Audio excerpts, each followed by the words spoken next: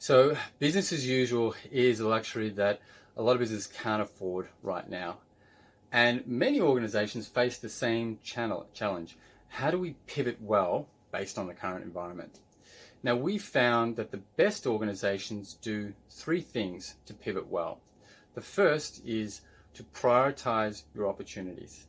So good businesses don't achieve success by having lots and lots of good ideas. They achieve success by implementing a few ideas really well. So right now, there'll likely be a lot of enthusiasm and ideas for change and to react fast. But we really need to channel that into the right direction and give extra weight to those ideas that can be implemented quickly, that don't require a lot of money, and will have a bottom line impact. Now, the second thing is to verify that the change has delivered a financial benefit.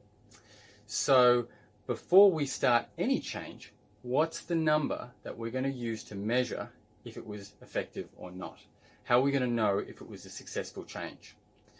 And as mentioned before, we really need to be putting emphasis on financial benefits, and we're looking for hard dollar savings.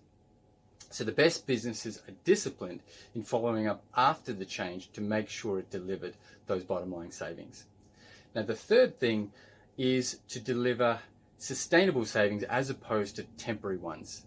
So what I mean by that is, let's say, for example, a company decided to cut all overtime and to reduce the marketing budget by 30%.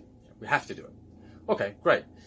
That's pretty quick to implement, and you'll see it on the bottom line in a fairly short period of time. However, as soon as conditions return to normal, all those savings will come straight back. The costs will come straight back.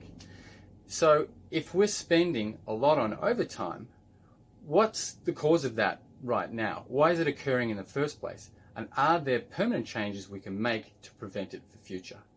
And if we're worried about our marketing spend, well, within the spend, what's actually working really well? What part of the spend are we not getting value for money from? What can we optimize so that those savings will carry forward into the future? So, to summarize, the best companies pivot well by prioritizing their opportunities, being disciplined to verify that the financial benefits were realized, and drive for permanent savings, not just temporary ones.